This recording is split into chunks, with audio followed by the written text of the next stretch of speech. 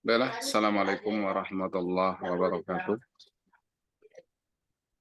Selamat salam sejahtera untuk kita semua, adik-adik semua yang berbahagia. Syukur Alhamdulillah kita bisa berjumpa pada kesempatan pagi menjelang siang hari ini dalam perkuliahan fisika.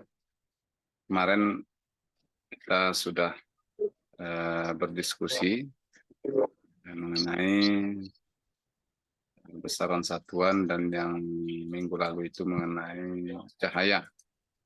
Jadi kenapa saya membahas mengenai cahaya ini? Karena dalam dunia teknik elektro juga kita banyak berhubungan dengan sistem cahaya ini. Sebagai contoh, kalau kita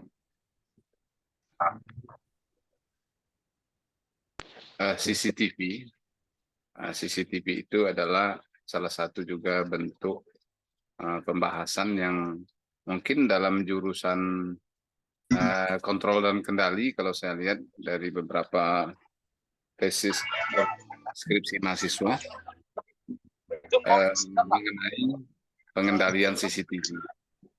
Jadi CCTV dengan dasar cahaya. Nah, oleh karena itu ada pentingnya kita untuk memahami mengenai cahaya ini. Ya, mohon dimatikan audionya yang baru masuk, baru join.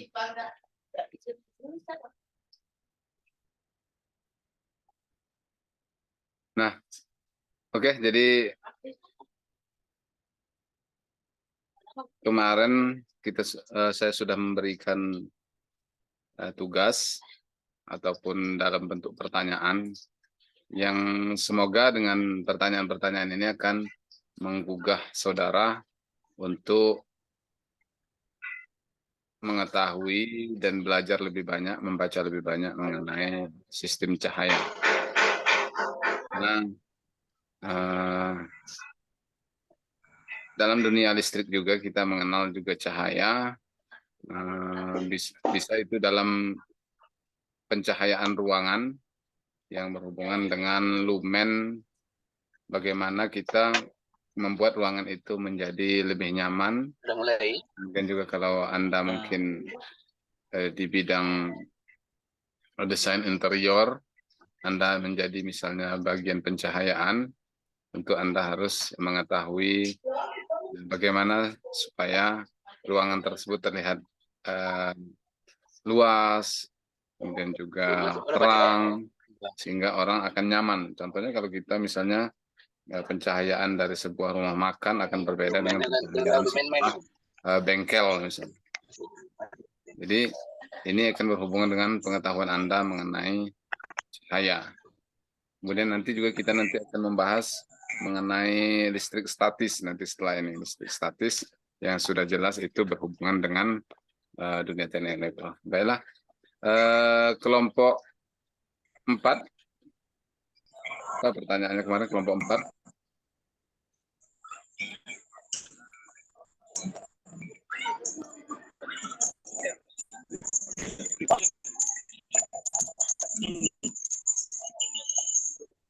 Jelaskan lensa cekung dan cembung dan jelaskan pada teleskop dan mikroskop. Ya, jadi aplikasinya pada teleskop dan mikroskop.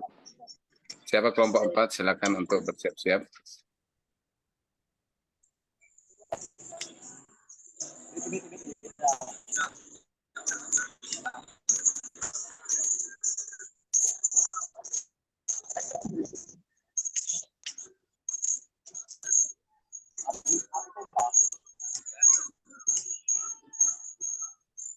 Ya, kelompok 4.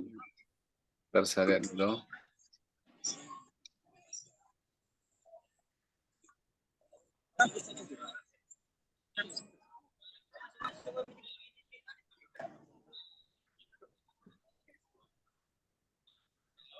Hafiz, Ardi, Revanza, Kholas, dan M. Safril.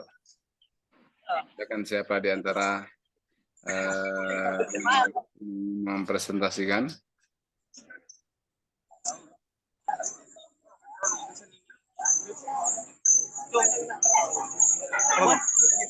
Bapak. Hafiz mana? Udah.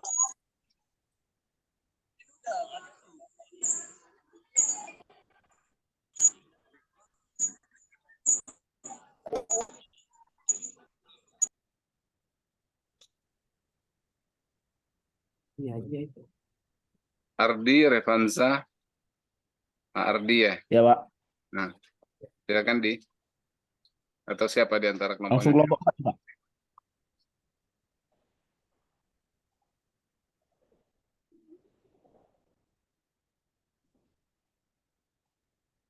Izin bagikan layar Pak. Oke. Bentar di. Wilar Ursa. Silakan di.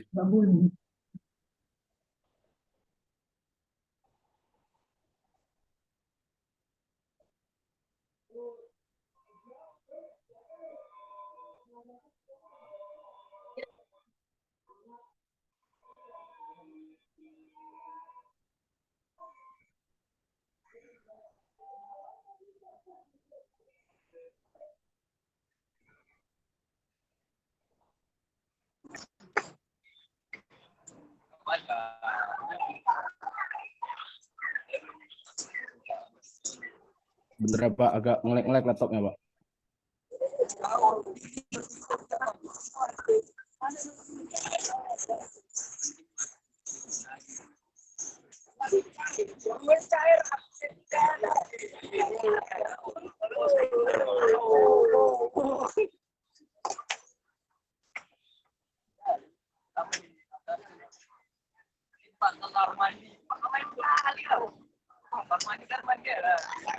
Mohon dimatikan mic-nya yang tidak sedang berbicara.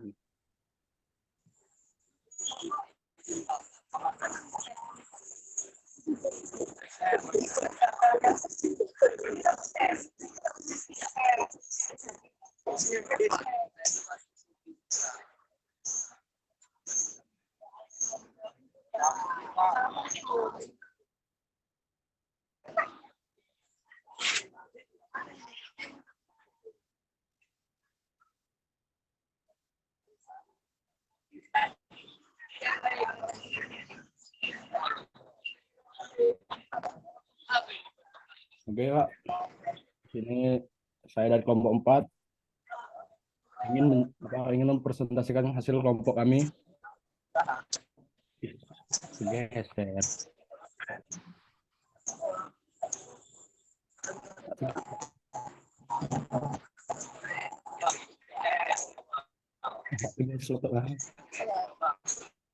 Ya, silakan Ardi.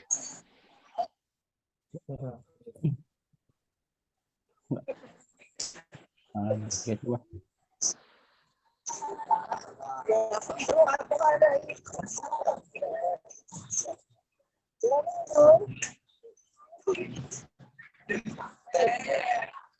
Lensa cekung atau konkav dan lensa cembung atau konveks adalah dua jenis lensa optik yang memiliki bentuk berbeda dan digunakan untuk berbagai kebutuhan dalam instrumen optik seperti teleskop dan mikroskop. Berikut adalah kegunaan dan penggunaan lensa cekung dan lensa cembung dalam konteks ini. Lensa cekung atau konkav, pembauran cahaya. Lensa cekung memiliki permukaan cembung ke dalam yang menyebabkan cahaya yang melaluinya untuk berpencar atau berkumpul. Lensa cekung sering digunakan untuk menghamburkan cahaya dalam instrumen seperti kaca atau pembesar. Mengurangi panjang fokus. Ini digunakan dalam teleskop untuk mengurangi panjang fokus dan memungkinkan teleskop untuk menjadi lebih kompak. Koreksi pada mata rabun dekat atau miopia. Lensa cekung juga digunakan dalam koreksi penglihatan pada individu dengan miopia atau mata rabun dekat. Penggunaan lensa cekung. Dalam mikroskop, lensa cekung digunakan sebagai objektif yang berfungsi untuk memperbesar gambar objek. Lensa cekung digunakan dalam alat pembaca yang menggunakan pembauran cahaya seperti kaca pembesar. Lensa cembung atau konveks. Pembauran lensa cembung memiliki permukaan cembung keluar yang menyebabkan cahaya yang melaluinya berkumpul atau berfokus Lensa cembung digunakan untuk memusatkan cahaya yang datang ke lensa. Mengatur panjang fokus. Lensa cembung digunakan dalam teleskop untuk mengatur panjang fokus, memungkinkan pembesaran gambar yang lebih besar dan peningkatan resolusi. Koreksi mata rabun jauh atau hipermetropia. Lensa cembung juga digunakan dalam koreksi penglihatan pada individu dengan hipermetropia atau mata rabun jauh. Penggunaan lensa cembung. Dalam teleskop, lensa cembung digunakan sebagai lensa objektif untuk mengumpulkan cahaya dari objek jauh dan membentuk gambar yang diperbesar. Dalam teleskop, lensa cembung digunakan sebagai lensa objektif untuk mengumpulkan cahaya dari objek jauh dan membentuk gambar yang diperbesar.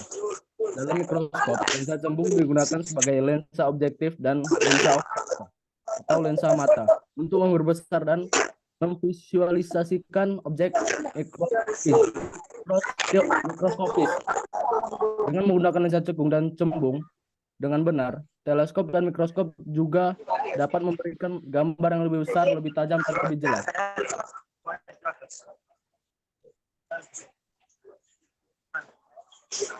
Dari objek yang sangat jauh atau sangat kecil sehingga memiliki aplikasi yang sangat penting dalam penelitian ilmiah dan astronomi dan banyak bidang lainnya. Sekian Pak, hasil presentasi kami Pak.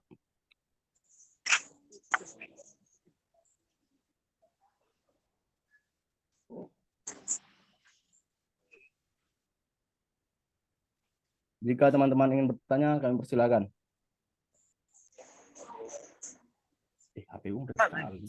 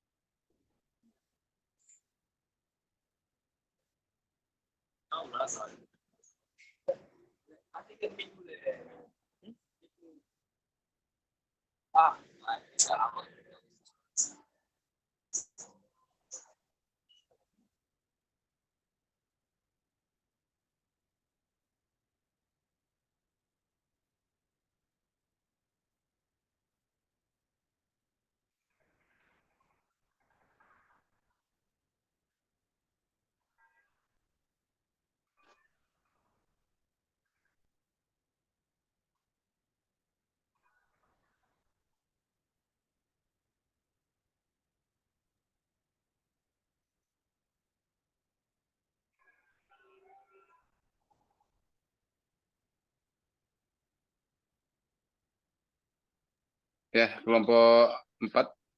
Tadi saya lihat dari paparannya itu nggak ada menyampaikan rumusnya. Rumus atau formula ada nggak?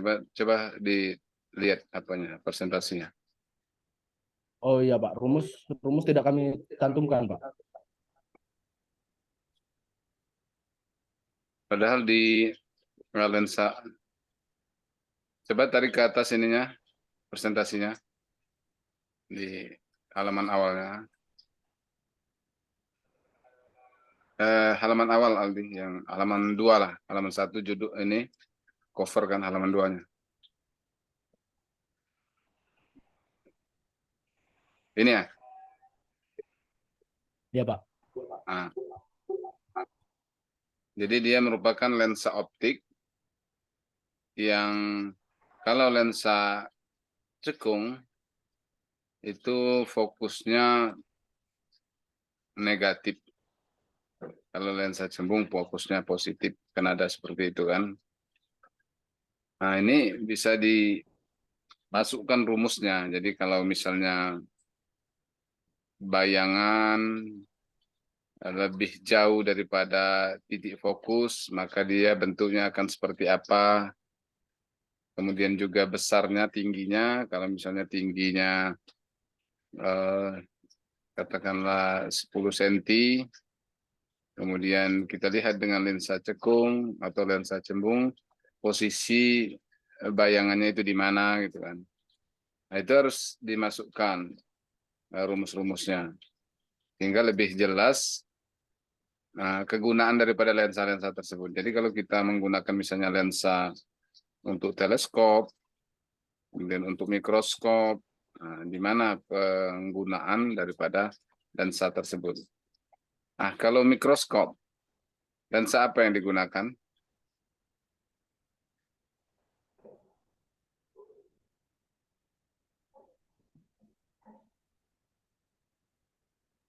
Lensa cekung, Pak. Lensa cekung. Kenapa dia bisa lensa cekung digunakan untuk mikroskop? Karena berguna untuk memperbesar gambar objek, Pak. Memperbesar gambar objek. Betulkah itu? Di mana ada penyataannya di sini? Lensa cekung. Ini, Pak. Lensa cekung digunakan sebagai lensa objektif yang berfungsi untuk memperbesar gambar objek.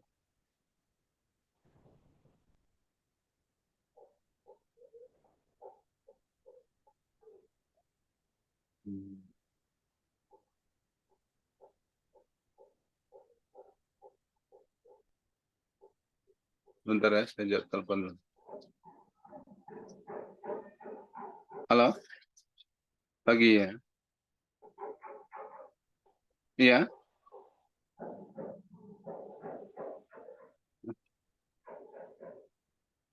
Hmm.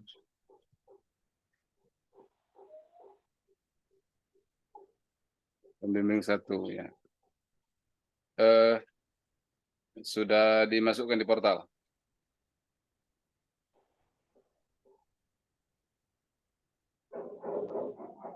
Oke, oke. Nah. Sudah ada rencana judulnya.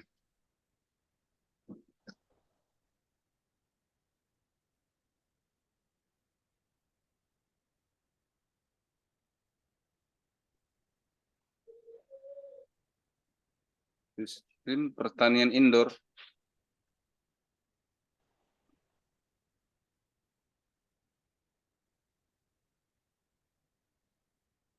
Indoor menggunakan apa itu untuk ini sistem pertanian, menggunakan kontrol kah atau menggunakan tenaga listrik atau gimana?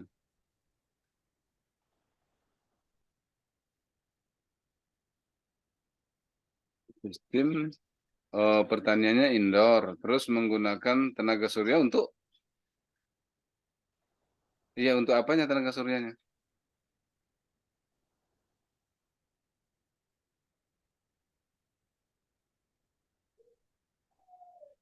Oh, hidroponik dengan menggunakan. Oh, udah banyak kali ini pembahasan mengenai itu. Coba yang lain lah. Udah berapa ada kemarin yang lulus itu mengenai semua mengenai hidroponik gitu kan. Hidroponik paling kan tenaga suryanya itu untuk pompanya itu pompa airnya. Nah, coba ini cari yang lain dulu ya. Jangan masalah itu karena sudah banyak dibahas. Atau kalau memang ada pembahasan spesifik nanti coba di WA-kan ke saya. Apa pembahasan spesifik mengenai sel tenaga surya untuk pertanian ini. Karena kalau yang kemarin itu semua masalah pompa, penggunaan energi dari baterai untuk pompanya. Nah, oke. Coba dicari dulu ya, baca literaturnya dulu apa yang bisa dibarukan dari sistem pertanian dengan menggunakan tenaga surya ini. Oke ya, silakan. Terima kasih. Sama-sama.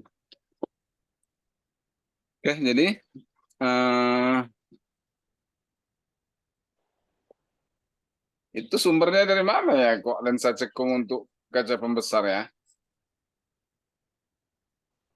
Ya, Ardi, Sebagian dari Google, Pak. dari Google. Di mana tuh Google-nya? Penggunaan lensa cekung. Dalam mikroskop, lensa cekung digunakan sebagai lensa objektif yang berfungsi untuk memperbesar gambar objek. Lensa cekung. Perbesar gambar objek. Kayaknya salah nih.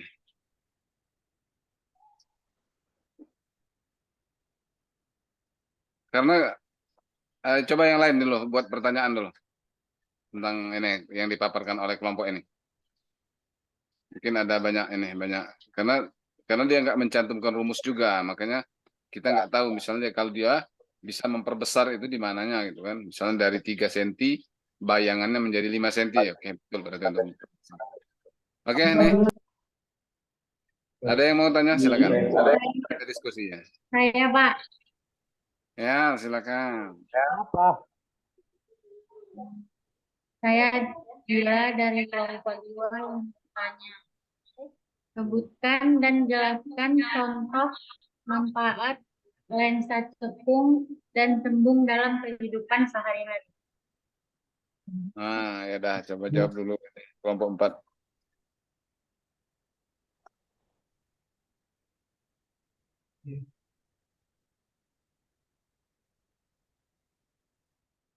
Dalam kehidupan sehari-hari, berarti kan selain mikroskop sama teleskop tadi ya. Coba.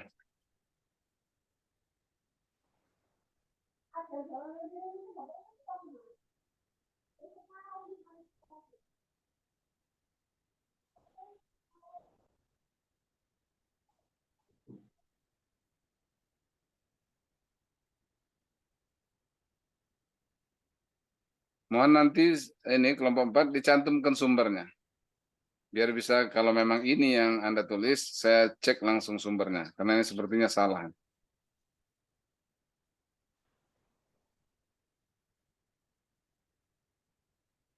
Nah, rumusnya juga tidak dibuat, jadi kita nggak tahu untuk meng-cross check apakah dia memperbesar atau memperkecilnya. Coba dijawab dulu tadi aplikasinya untuk kehidupan sehari-hari lensa cekung lensa cembung. Tadi si Dila tanya mungkin kurang jelas tadi dari penjelasannya. Padahal di penjelasannya sudah ada sih.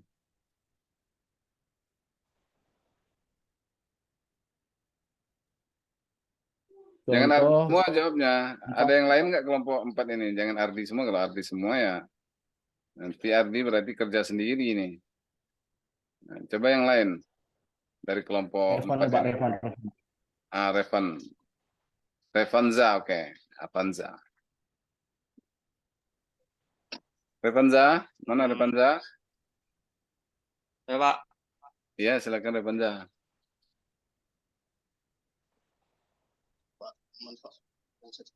Manfaat lensa cembung dalam kehidupan sehari-hari. Dia pertama itu untuk kacamata, baru cermin, baru spion kendaraan, sama penerangan jalan, sama lensa kamera, Pak.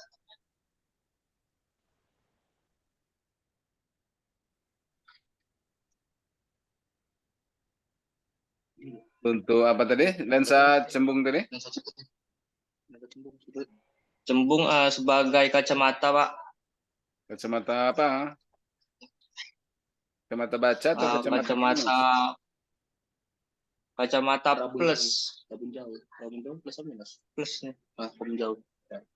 Kacamata plus, baru sebagai cermin tempat parkir, spion kendaraan, penerangan jalan, sama lensa kamera, Pak. Tunggu. Spion apa pakai lensa? Mana nih judulnya? Coba naikkan judulnya dulu. Si Aldi. Di paling atasnya, covernya. Nah, lensa nih. Di spion nggak ada lensa. Atau ada lensa di spion?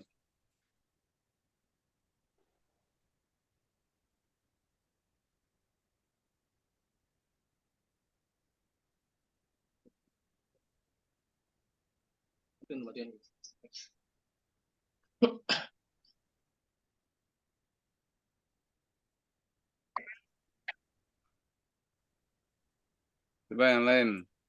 Aplikasinya.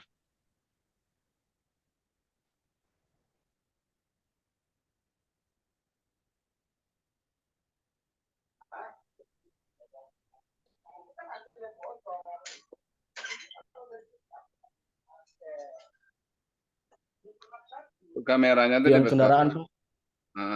Ada yang memakai cermin cembung, Pak. Dilansir dari Fisik Libertex, Cermin cembung menghasilkan bentuk gambar yang diperluas antara titik fokus Oke, dan oke. cerminnya. Stop dulu. Iya, kalau cermin cembung kan udah tahu kita. Ini kan lensa.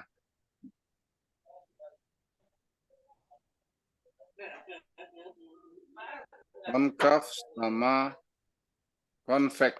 Kalau konvek positif, kalau konkav negatif.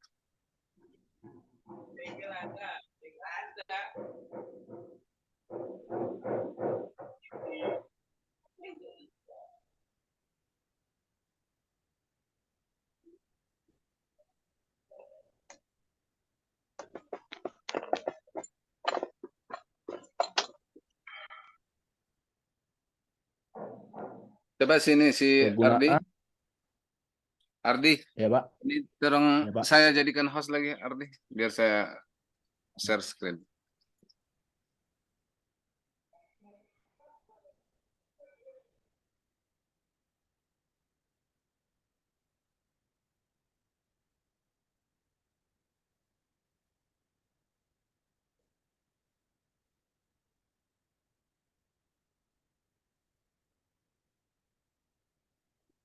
Oke.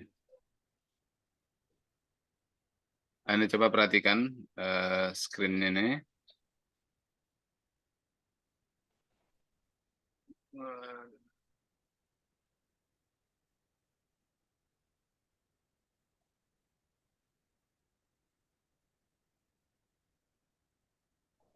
Udah nampak ya?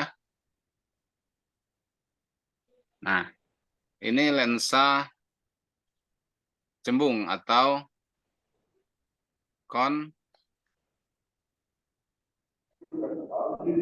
Konteks, Pak. iya, Nah, ini contohnya.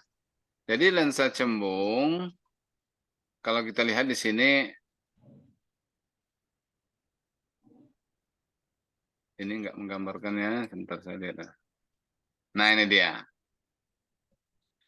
Dia lensa cembung ini converging. Jadi converging itu dia mengkerucutkan atau menyatukan. Jadi sehingga dia dari suatu objek itu akan jadi lebih besar bayangannya. Karena dia digunakan untuk kacamata baca contohnya kalau dalam aplikasi kehidupan sehari-hari. Cermin cembung itu. Ini kita lihat di gambar yang tadi. Nah ini. Ini cermin cembung. Bayangannya di sini. Objek, ini kan objek. Kemudian dia satu dari atas itu masuk ke tengah lensa. Satu lagi sejajar garisnya, yang angka 1. Kemudian angka 2 masuk ke tengah lensa. Yang angka 3 itu ke bagian bawah lensa. Melalui titik fokus. Ini F ini. Titik fokus. Sehingga jatuh ke mata itu, gambarnya itu jadi terbalik. Terbalik.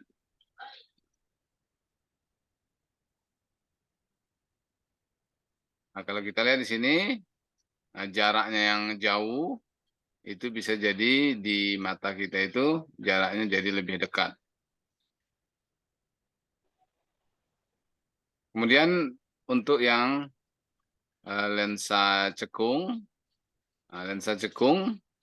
bayangan jatuh nyata dia setelah dari objeknya, kemudian melalui satu bayangannya, kemudian juga melalui titik fokusnya di sebelah kanan dia.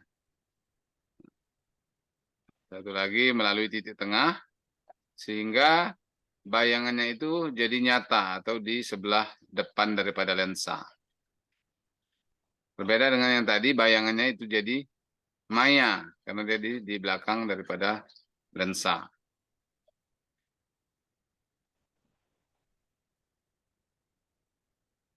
Makanya kacamata baca itu menggunakan lensa cembung. Loop atau mikroskop juga menggunakan lensa cembung. Kalau lensa cekung itu digunakan untuk kacamata rabun jauh.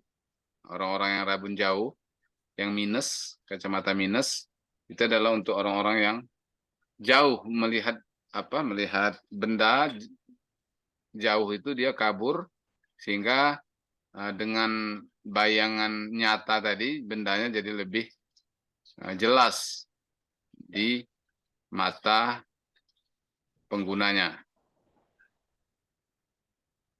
Itu. Jadi ada kita lihat di sini ada rumusan nanti.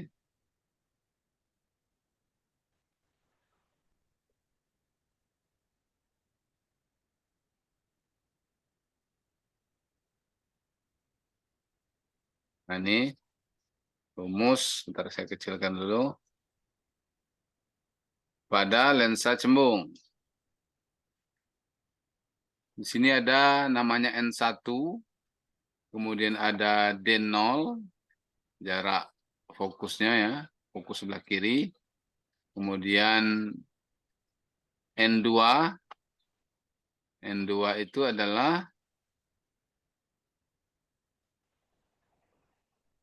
ketebalan lensa. Kemudian ada DI aksen. DI aksen itu jarak dari benda ke permukaan lensa. Itu sama dengan N2 dikurang N1 per R1. Jadi bayangan benda itu akan jatuh pada titik Q ini secara maya. Jaraknya daripada cermin ini adalah D1. Kenapa dia harus menggunakan, kalau kita lihat ini kan permukaannya tidak sama antara sebelah kiri sama sebelah kanan. Jadi ada R2, ada R1-nya.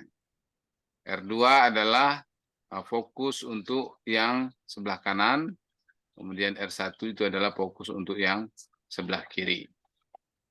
Gitu. Jadi ini untuk yang lensanya antara kiri dan kanan berbeda. Ada juga yang sama. Biasanya untuk kaca pembesar atau loop itu antara sisi kiri dan sisi kanan itu sama.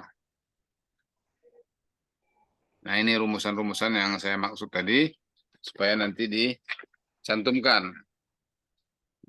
Karena kita kalau menggunakan rumus akan jelas dia di mana perbedaannya antara cermin cekung dan lensa cekung dan lensa cembung itu. Misalnya jarak dari benda ke cermin berapa meter, maka bayangannya itu akan setinggi apa di mata orang yang melihatnya. Di situ akan terlihat gitu kan. Makanya perlu ada rumusnya atau formulanya. Nah, kalau kita lihat ini kan, untuk ini lensa cembung itu converging. Jadi converging itu memfokuskan. Kalau lensa cekung itu diverging. Diverging itu adalah membiaskan. Oke, tadi mohon ditengok lagi di literaturnya apakah sesuai antara yang dipaparkan tadi.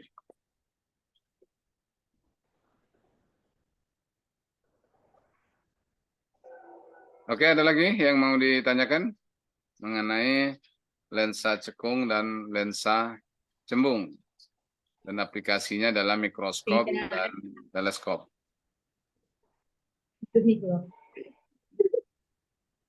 Tidak ada, Pak. Tidak ada, Pak. Oke, kalau nggak ada kita lanjut ke kelompok 2.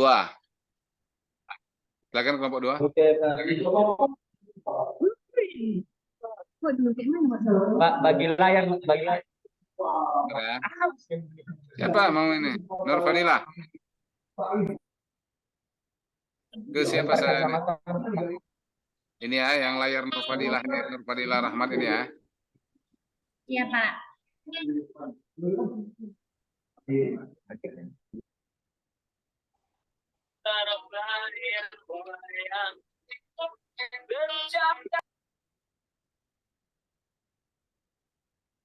Dah.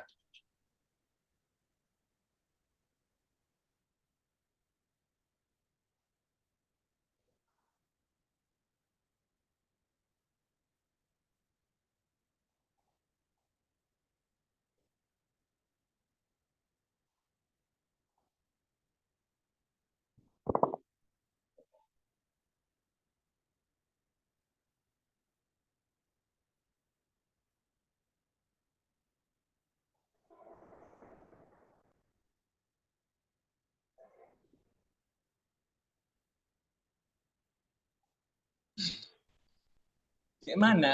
Kayak mana? Matikan dulu nih. Mana ada? Woi, bapak itu mana, woi?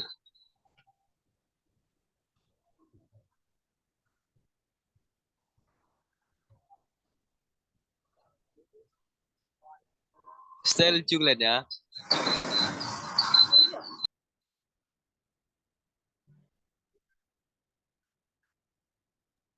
Ya, silakan dilanjutkan. Silakan.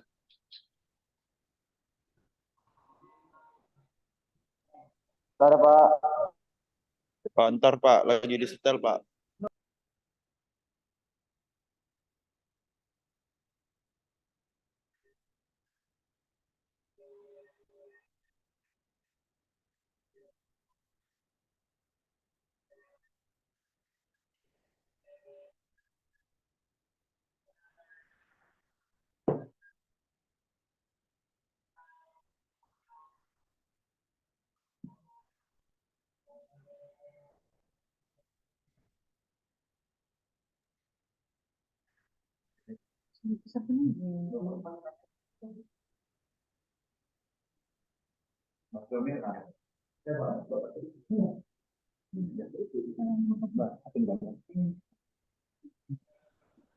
Perkenalkan kami dari kelompok 2 untuk presentasi tentang jelaskan proses polarisasi dengan mulus.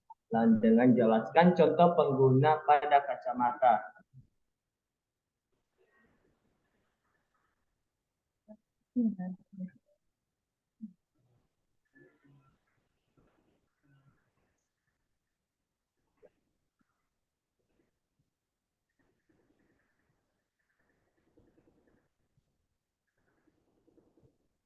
Kita langsung dari bab 2 pembahasan.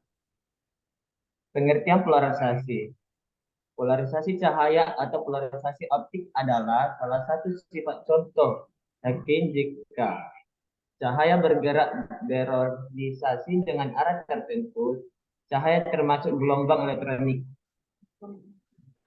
yang berarti mempunyai medan listrik dan medan magnet. Keduanya berposisi tegak lurus satu sama lain dan tegak lurus terhadap arah rambatnya atau runtuh. Guntur utama 1959 sampai 183 disampingkan itu. Cahaya kategorikan sebagai gelombang transversal yang merambat tegak lurus pada arah rambatnya seperti gambar 2.1. Kita lihat dong. Bisa diperhatikan gambarnya. Ini contoh gelombang elektromagnetik.